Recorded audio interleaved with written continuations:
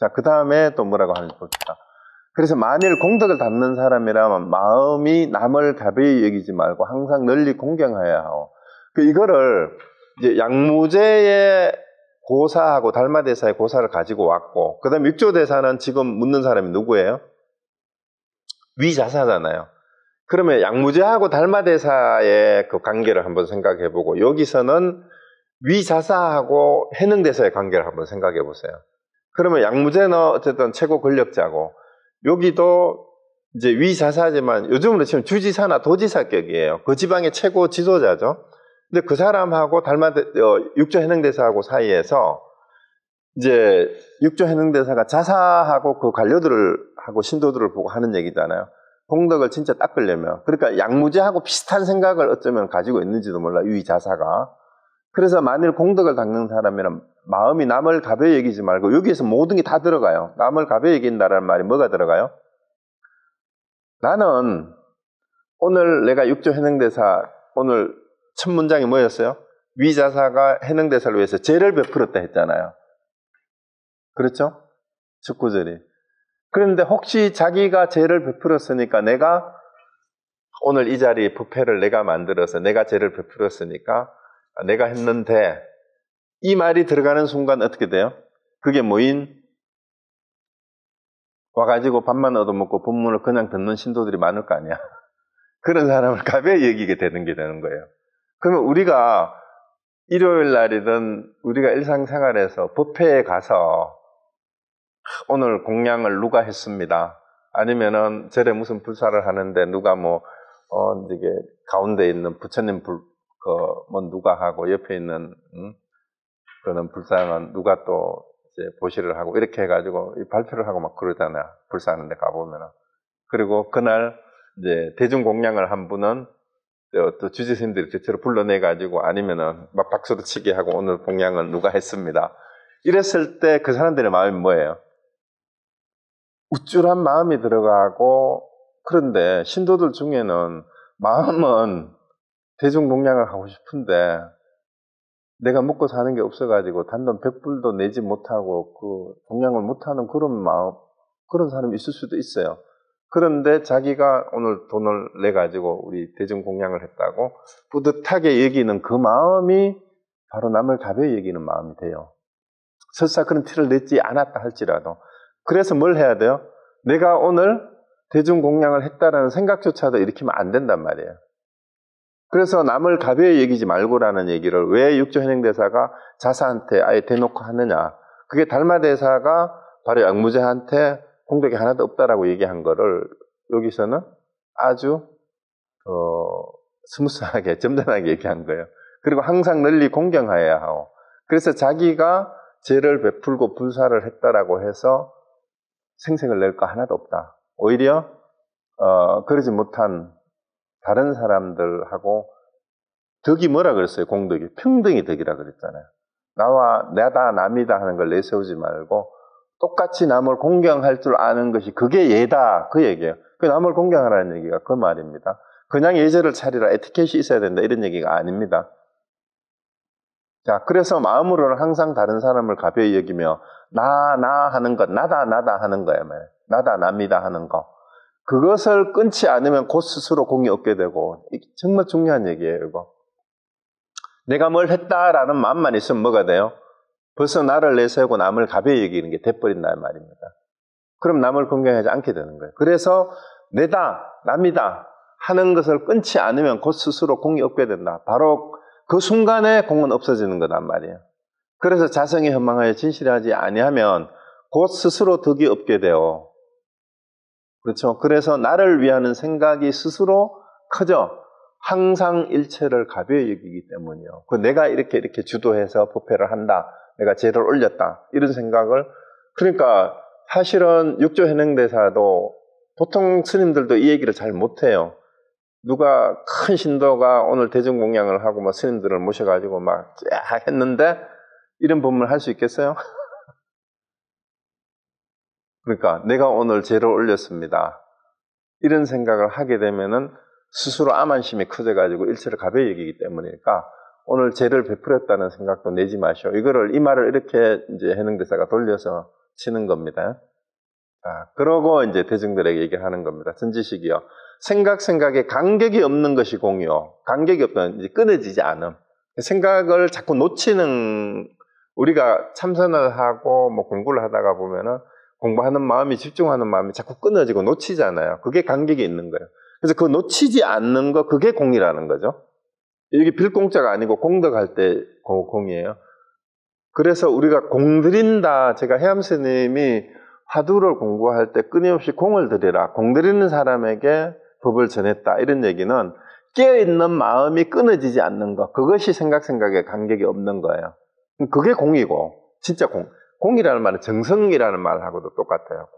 그 다음에 마음을 평등하고 곱게 쓰는 것이 덕이요. 이거 아까 얘기했던 그대로 또 반복되는 겁니다. 그래서 스스로 성품을 닦는 것이 공이요, 스스로 몸을 닦는 것이 덕이요. 요거를 이제 공덕을 나누어서 설명하는 의미는 안팎을 같이 닦는데, 안으로 마음으로 정성을 다해서 간격이 없게, 다른 자성으로부터 어긋남이 없게 하는 게 그게 공이라면, 그것이 겉으로 드러나서 자기 행동을 자연스럽게 하게 되는, 평등함으로 행위가 이루어지는 것, 그게 덕이다, 이렇게 얘기를 한 겁니다. 그 덕자도 한자가 보면 그렇죠. 행하는 것이,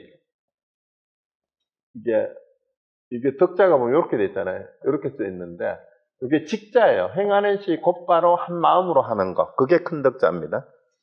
그렇게 행하는 것이 덕이다. 그게 선지식이요.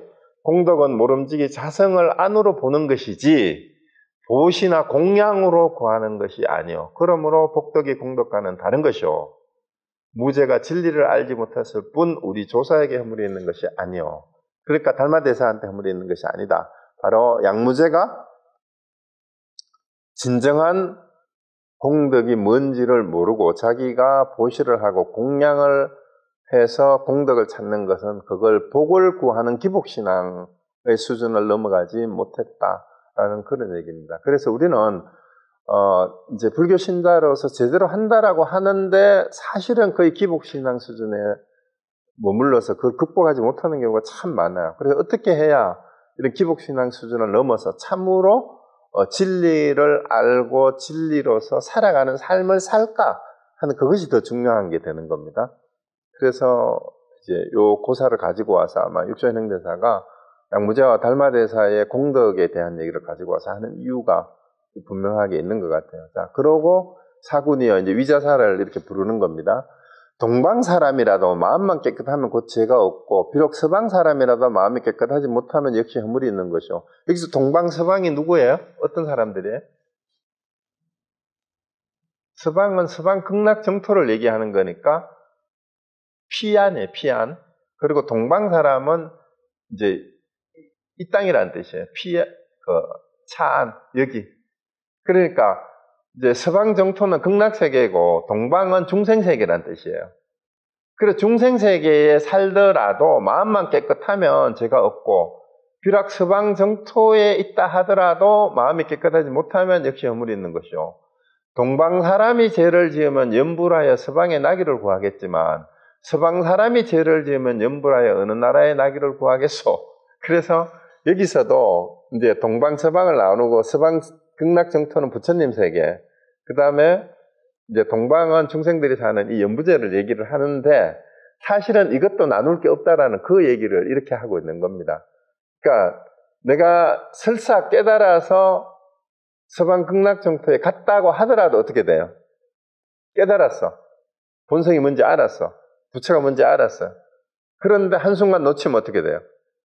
서방에 있더라도 마음이 깨끗이 못하면, 이게 굉장히 현실이에요.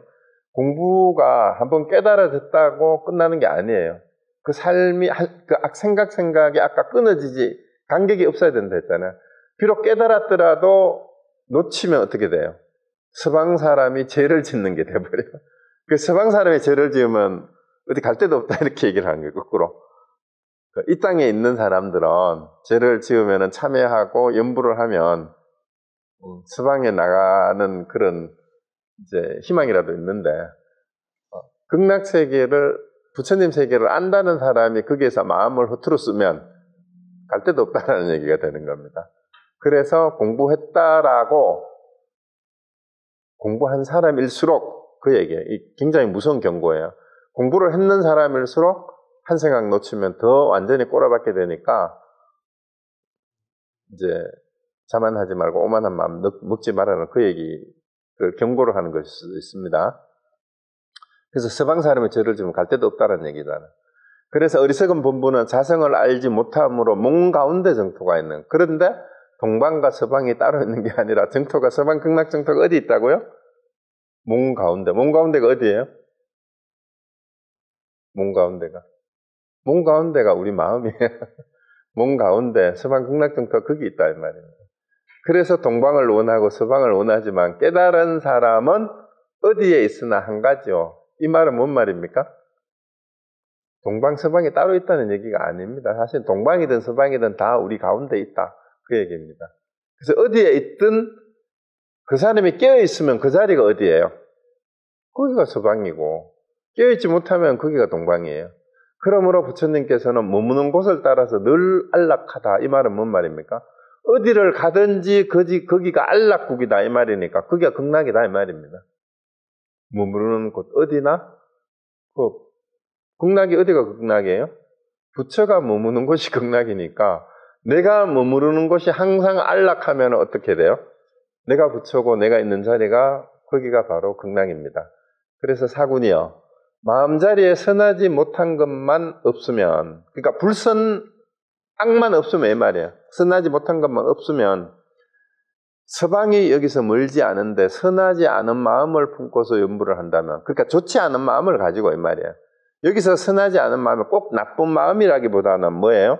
여기서 선하다, 불선하다라는 얘기는 기복신앙이나 이제 공덕을 이제 진정한 공덕이 뭔지를 모르고 이제 어떤 과보를 받기를 바라는, 복을 받기를 바라는 그런 마음도 선하지 않은 마음이에요. 왜? 의도 자체가 뭐예요? 부처님이 가르치는 거는 복을 받기를 원해서 무슨 행동을 하라라는 게 아니라 진짜 깨달아서 이 세상의 모든 존재가 평등함을 알고 그렇게 살아가기를 원하는 마음을 내서 공부를 하라는 게 부처님이 가르치려고 하는 공부의 목표인데, 불선이라는 말은 이제 세상의 이익을 구하거나 복을 구하거나 그런 것들은 전부 다 불선에 해당이 되는 거예요. 그러면 그런 마음을 품고서는 연부를 한다고 해도 뭐예요? 극락왕생하기는 어렵다. 그저 좀 좋은 자리에 가고 천상에는 날 수 있지만 천상도 중생세계잖아요. 그죠? 그러니까 그런 마음으로 연부를 해도 이거는 기복신앙에 불과하기 때문에 진짜 극락에 가기는 어렵다라는 그 얘기입니다. 극락은 부처님 나라 깨달음으로 가기는 어렵다 이 말입니다.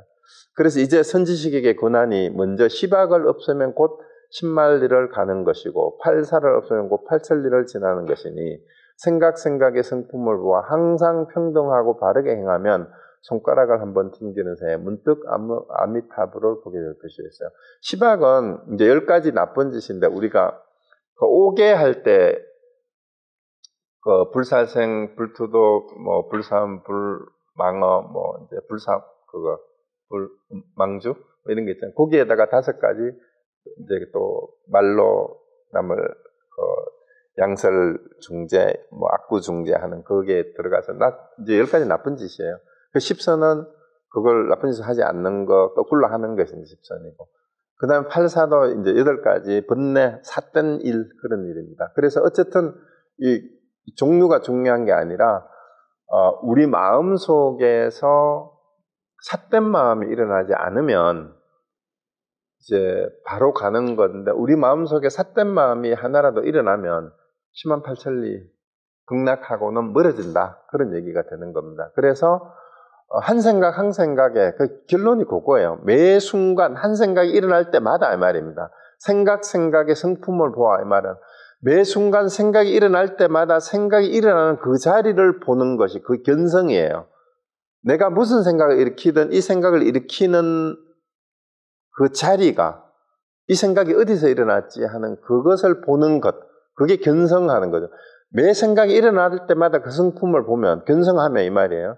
항상 평등하고 바르게 행하면 손가락을 한번 튕기는 사이에 문득 아미타불. 그러니까 아미타불은 서방 극락 정토를 다스리는 부처님이다라고 알려져 있는데, 아미타불을 본다라는 말은 내가 극락 세계에 있게 된다 이 말입니다. 언제 어떻게 하면? 견성하면 매 순간 한 생각 한 생각 깨어 있으면 이 말이에요. 그러면은 잠깐 사이에 내가 바로 극락에 있게 된다라는 그 얘기고, 그다음에 삿된 마음을 가지면은 잠깐 사이에 10만 8천리 극락 세계하고는 멀어진다 그 얘기입니다. 그 다음에 사군이여 다만 10선을 행한다면, 이제 아까 이제 시박을 반대로 이제 착하게 하는 건 불살생이니까 살생을 하는 대신에 뭐예요? 생명을 살리는 일을 하는 거고, 도둑질을 하는 대신에 남을 도와주는 일을 하는 거, 보시를 하는 거, 그렇게 되는 거죠. 그래서 어찌하여 다시 왕생을 원할 것이며, 자, 이 말에서 이미 끝나버렸어요. 내가 지금 10선을 행하고 있다면 그 10선을 행하는 자리가 뭐예요? 이미 부처님으로서 깨어있는 사람으로서 내가 살아가고 있는 거야. 그러면은 다시 극락에 태어나길 바랄 일이 없다 이 말입니다. 그게 극락의 그 자리가. 10선을 행하는 그 자리가 바로 극락이기 때문에 다시 왕생할 일도 없다. 그러니까 여러분들이 극락 왕생을 원하세요. 그럼 이제는 6조 단계를 공부했으면 뭘 해야 돼요? 극락 왕생을 원할 것이 아니라 매 순간 성품을 돌아보면서 10선을 행하면서 살면 돼. 그러면 거기가 어디라고요? 그게 극락이니까. 그럼 자기가 있는 자리를 어떻게 하면 됩니까? 극락 왕생하기를 원할 것이 아니라 자기가 있는 자리를 자기가 극락으로 만들어 나가면 돼요. 그냥 극락으로 살면 됩니다. 그럼 그 있는 자리가 극락이다 이 말입니다. 그래서 시박의 마음을 끊지 못한다면 어느 부처님 오셔서 맞아줄 것이요. 근데 아무리 극락 왕생을 원하고 입으로는 뭐 발언을 하고 불사를 아무리 해도 마음이 시박을 끊지 못하고 있으면은 어떻게 부처가 되겠냐? 어떤 부처님 맞아주겠냐 이 말이죠. 그래서 만일 무생의 돈법을 깨달으면, 그러니까 불생불멸의 이 지혜의 반야에 활짝 깨닫는 법이죠. 그걸 알면 서방이 다만 찰나에 있음, 서방 극락정토가 바로 여기에 있으면 보겠지만, 깨닫지 못하면 연불하여 태어나기를 구하더라도 길이 먼데 어떻게 갈 수 있겠냐 이 말이에요. 10만 8천리다 이 말이에요. 그래서 깨달아야 된다. 그래서 단순히 기도하고 연불만 한다고 되는 게 아니다. 우리가 앞 시간에도 그 얘기가 입으로만 연불을 하면서 행하는 거는 전혀 다르게 행하면 그거는 공연불이다라는 얘기가 나왔었잖아요. 그죠? 그래서 해능이 그대들에게 서방을 찰나 사이에 옮겨서 눈앞에 보게 할 것인데 보기를 원합니까? 이렇게 물었어요. 지금 서방 극락정토를 지금 보여준대. 그러니까 대중이 모두 큰절을 올리면, 자, 우리도 같이 한번 봅시다. 만일 이곳에서 볼 수 있다면 어찌 다시 왕생을 원하겠습니까? 다 그런 마음 아니겠어요, 그죠? 여기서 볼 수 있다. 그러니까 원컨대 하상께서 자비로 서방을 나타내시어 모두 다 볼 수 있게 하십시오. 아마 여기에 그 육조해능대사하고 같이 있었던 신도들 중에도 아주 흥분했을 것 같아요. 야, 서방 극락정토를 우리 해능대사께서 신통력을 막 보여가지고 지금 보여주려나 보다, 우리를 극락정토로 데려가실려나 보다, 이렇게 기대했을 수도 있어요. 근데 대사께서 이제 말씀하세요. 대중이여, 세상 사람은 자기 육신이 성이요, 눈, 귀, 코, 입은 문이요, 밖으로는 5문이 있고 안으로는 뜻의 문이 있어. 이게 뭘까요? 안입이 설신을 얘기하는 거예요. 그죠?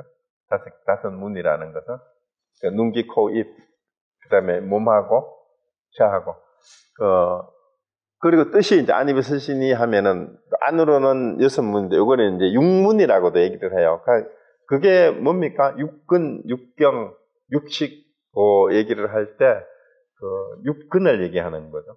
그러니까 육신이 성이라면 이제 육근이라는 6개의 문이 있고, 그 다음에 마음은 땅이고 성품은 임금이고, 이 임금이라는 얘기가 뭔 말이냐 하면은 마음하고 성품을 여기서 나눈 이유는 뭐냐 하면은 마음을 땅이라고 하는 것은 그 마음의 근본이 되는 그 바탕을 얘기하는 거고, 여기서 성품을 임금이라고 표현하는 건 마음의 작용 주인이라고 표현한 거예요. 그냥.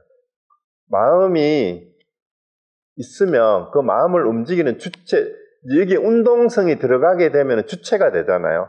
그걸 성품으로 표현한 것 뿐이에요. 그걸 임금이라고 이제 주가 됐다라 이 말이죠. 임금이 마음 땅 위에 사는데 이 말이 뭔 말입니까 하면 이게 사실 분리될 수 있는 게 아니죠. 이게 마음이 있는데 마음은 그냥 뭐라고 할 수도 없고 이름하여 마음인데 그 작용하는 것을 성품이라고 한 거예요. 그래서 마음 땅에 사는데 성품이 있으면 임금이 있고, 성품이 가면 그 성품이 없어지면 이 말이야. 성품이 없어지면 임금이 없다라는 얘기는 그 마음의 작용이 없으면 이 말이에요. 마음의 작용이 없으면. 마음의 작용이 없으면 주인도 객도 없어요. 주의 객체도 주체도 없어요. 그래서 성품이 있기 때문에 뭔가 마음이 있다는 거. 마음이 작동을 함으로 인해서 내 몸이 있다, 마음이 있다라는 걸 아는 거고, 그걸 아는 것이 곧 성품이고 마음이에요, 결국은. 그 성품이 있으면 뭔가 마음이 있고, 성품이 가면, 성품이 없어지면 이 말이에요. 뭔가 마음이 무너지니, 부처는 성품 가운데를 향하여 짓지, 몸 밖을 향하여 구하지 마시오. 이거는 달마 혈맹내에서도 밖에서 찾지 마라, 마음이 부처다, 그 얘기를 하고 있는 겁니다. 그래서 결국은 마음 성품을 나누어서 얘기했지만 그 마음을 떠나서, 성품을 떠나서 우리가 여기서 몸과 마음을 따로 구분했던 거는 나를 얘기를 할 때 나의 몸과 나의 마음이라고 구분할 때 그것도 결국은 성품의 작용을 통해서 내 마음이다 몸이다 하는 거는데 그 성품이 몸과 마음을 인식하는 알아채는 그 성품의 작용이 마음의 작용이 없으면 몸도 없고 나도 없다라는 거예요 결국은. 그러니까 부처는 그 성품을 쓰는 그 가운데에 부처가 있는 것이지 밖에 따로 있는 게 아니다. 몸 밖에 있는 것이 아니다. 그래서 밖에서 구하지 말아라 라는 그 얘기입니다. 그 다음에 자성이 미혹하면 곧 중생이고 자성이 깨달으면 곧 부처요. 자비가 곧 간선보살이고 희사를 대세지보살이라 하며 청정함이 석가모니 부처님이고 평등하고 바람이 아미타 부처님. 자 여기서 우리가 부처님이다 간선보살이다 뭐 대세지보살이다 무슨 보살이든 부처의 이름을 붙이면은 우리는 밖에서 그런 보살들이나 부처님이 와가지고 우리를 구제해 줄 거라고 생각을 하잖아요. 그럼 다른 종교에도 마찬가지죠. 하느님이 창조주가 우리 말고 밖에 따로 있어가지고 하늘나라에서 와가지고 우리를 구제해서 하늘로 데려갈 거라고 생각하는 그게 전부 기복신앙이고 그걸 미신이라 하는 거예요. 불교도 마찬가지입니다. 불상에 절을 하면서 저 불상이 부처라고 생각을 하고 관세음보살이 나타나가지고 뭐 자기를 도와줄 거라 생각하고 그런 보살은 없다라는 거예요. 여기서 이제 아예 이제 육조행명사 대놓고 얘기하잖아요. 자성이 부처라 여기서 자성이 부처가 따로 있는 게 아니라 이 말입니다. 자성이 깨달으면 그게 부처고 관세음보살도 따로 있는 게 아니고 뭐가 없죠 관세음보살.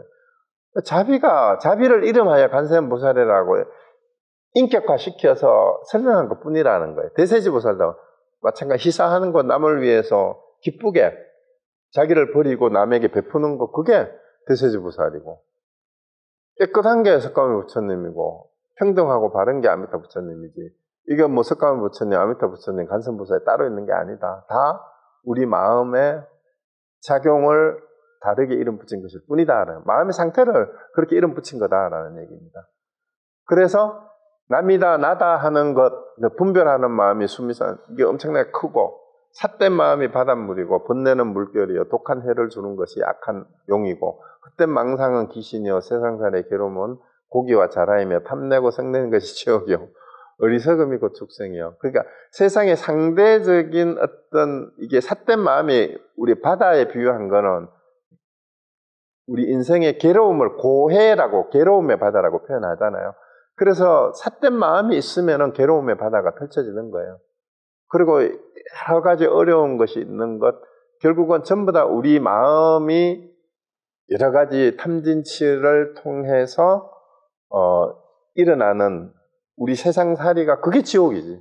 탐진치의 마음이 있는 것 자체가 지옥이라는 겁니다. 그 탐진이 있는 게 지옥이고 축생은 이제 어리석음을 이제 그게 축생의 짐승같이 인간의 자기 성찰력이 없는 걸 축생이라고 얘기할 뿐입니다. 그래서 이런 것은 전부 다 비유다. 육조행대사가 아예 이제 이렇게 다 얘기를 해버립니다. 그래서 선지식이요. 항상 십선을 행하면 천당에 곧 이르고 남이다 나다 하는 것을 없으면 수미산이 무너지고 어떤 분별도 없어진다 이 말입니다. 사심을 없으면 바닷물이 마르고 이제 이 바닷물이 고해의 바다에 괴로움의 바다가 없어지고 사심만 없으면 번뇌가 없으면 물결이 잠잠하고 그러니까 물결이 친다라는 거는 이 고뇌의 바다에서 항상 이게 온갖 욕망과 탐내고 썩내는 게 고요할 날이 없다는 게 걱정거리가. 그 다음에 독하고 해치는 마음을 버리면 고기와 용이 없어질 것이고 자기의 마음자리 위에 성품을 깨달으면 열의가 큰 강명을 놓아 밖으로 육문을 청정하게 비추면, 육문이 아까 얘기했죠. 안입이 설신이에요. 능히 욕계의 여섯 하늘을 깨뜨리고, 욕계의 여섯 하늘이 어디에? 그 욕계 육천이라고 해서 쭉 나오잖아, 그죠? 그러니까 그런 이제 욕계의 세상을 벗어나서 이 말입니다. 자성이 안으로 비치면 삼독이 곧 제거되어 지옥 등의 죄가 일시에 소멸해서 안팎이 밝아져서 서방과, 즉 서방 극락정토와 다르지 않을 것이고 이렇게 닦지 않고 어떻게 적어서 이르겠소. 그래서 마음을 이렇게 쓰면 극락정토가 곧 가까이 되는데 이렇게 마음을 쓰지 않고 수행을 하지 않고 어떻게 극락에 다시 태어나기를 왕생하기를 바라느냐. 그래서 우리는 극락 왕생하기를 바란다면서 기도하고 막 불공을 드리고 하는데 그렇게 한다고 극락 왕생하는 게 아니란 얘기예요. 마음을 바로 쓰지 못하면. 자, 그래서 그 다음에 또 봅시다. 대중이 설법을 듣고는 자기의 성품을 확실히 보고 다 함께 예배하며 다 함께 거룩하시다고 찬탄하면서 말하였다. 널리 법계 중생이 듣고서 한꺼번에 깨달아 알게 되기를 원합니다. 그러니까 이런 마음이 이제 있어야 된다라는 겁니다. 그래서 대사께서 현지식이요. 만일 수행하고자 하면 제가 불자라도 할 수 있으니 절에 있어야만 되는 것이 아니요. 제가라도 수행하면 동방인이 마음이 선한 것과 같고 절에 있어도 수행하지 않으면 서방인이 마음이 약한 것과 같은 것이요. 그래서 절은 수행 장소잖아요. 도량이라고 하잖아요. 그 절에 있다고 해도 마음을 제대로 쓰지 못하면 이제 서방인이 마음이 악한 거에 되니까 결국은 제가 불자로서 마음을 제대로 쓰는 것만 못하다. 출가했다고 해서 더 나을 게 없고 제가와 출가를 구분하지 않고 어떤 마음으로 어떻게 행하느냐에 달려있지. 진정한 수행은 출가 제가도 구분하지 않는다. 승속이 따로 없다. 그 얘기입니다. 그래서 마음만 청정하면 이것이 곧 자성의 서방인 것이요. 그중에서 마음만을 오직 얘기할 뿐이다라는 얘기입니다. 그래서 유공이 또 여쭙기를 이제 그렇다면 집에서는 제가는 어떻게 수행을 해야 합니까? 하니까 이제 내가 대중에게 무상송을 설하겠도 무설하겠소. 이를 의지하여 닦으면 항상 나와 함께 있는 것이나 다름없겠지만 만일 이를 의지하여 닦지 아니하면 머리를 깎고 출가한들 도에 무슨 이익이 되겠소? 그러니까 이제 육조 현행대사는 이제 여기 사부 대중이 다 모여 있는 상황에서 출제가를 이제 구분하지 않고 오직 제대로 자성을 청정히 하고 살아가는 사람이 진정한 수행자다. 그렇지 못하면 출가해서 머리 깎고 출가해도 아무 소용이 없다라고 아예 대놓고 얘기를 하는 겁니다. 자, 그래서 무상송을 이제 읊어줍니다.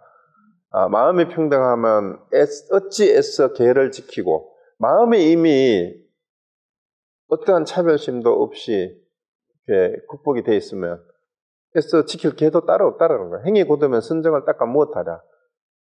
이 말도 보세요.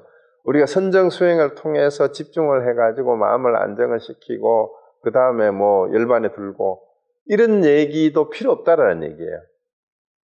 행위 곧으면 수행이라고 할 것도 없어요. 이미 그렇게 살아가는데 선정을 뭐 따로 닦아야 할 필요도 없고 집중을 해야 될 필요도 없어요. 매 순간순간의 행위 올바른데 이미 뭘 해야 될 것도 없죠.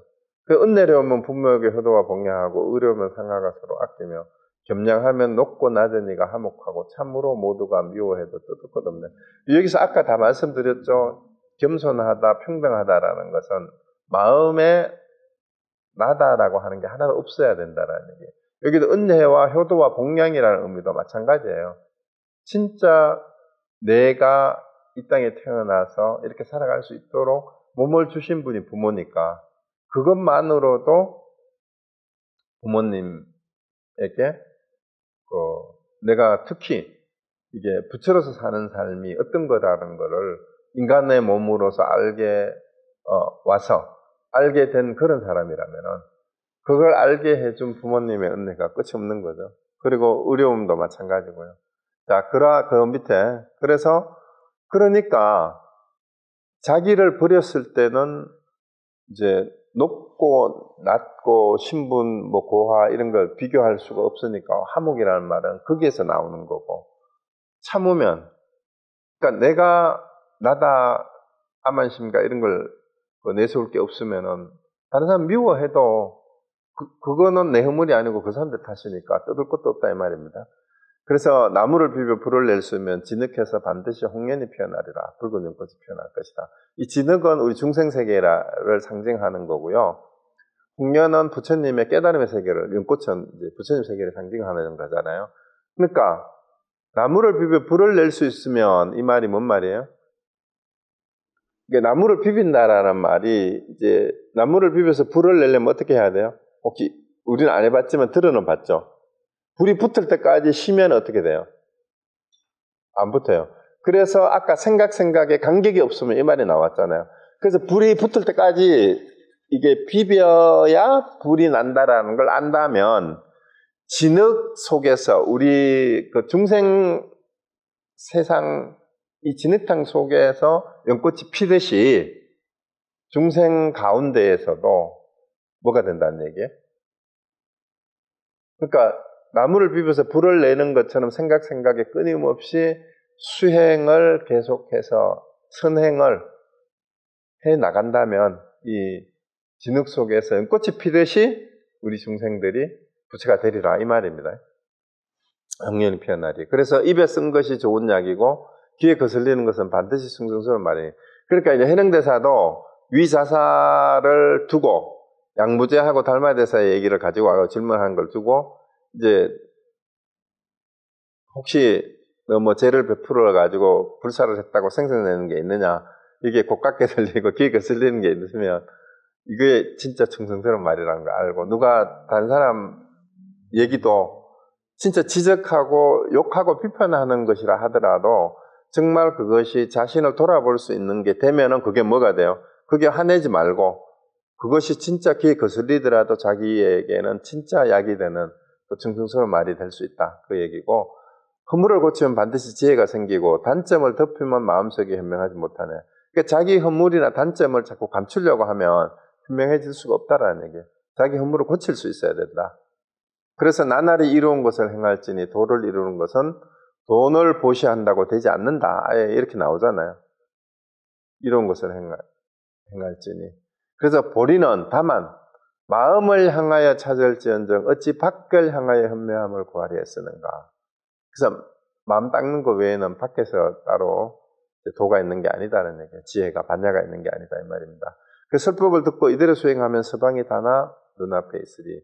그래서 앞에서 했던 내용을 이 개성으로 다시 한번 요약을 해서 이렇게 해준 겁니다. 그래서 이제 그게 끝이 났어요. 대사께서 다시 말씀하셨다. 선지시가 모두 이 개성을 의지하여 수행하고 사성을 보면 바로 불도를 이룰 것이요. 법은 기다리지 않으니 대중은 이제 해산하시오. 나는 조계로 돌아갈 것이니 여러분이 의심나는 것이 있으면 와서 물으시오. 조계산으로 이제 다시 간다는 얘기입니다. 그리고 이제 이 말을 하는 게 진짜 의심이 있으면 꼭 찾아가서 선지식에게 물어봐야 된다는 얘기예요.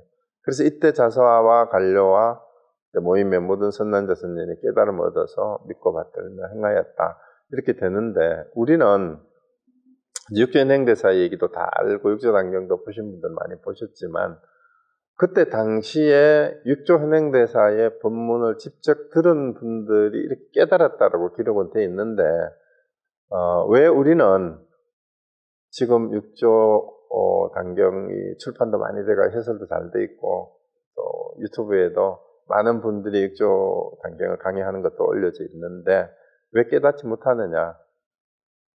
그리고 지금 육조 단경을 몇 번째 보시는 분도 계실 거예요. 그런데 왜 깨닫지 못하느냐?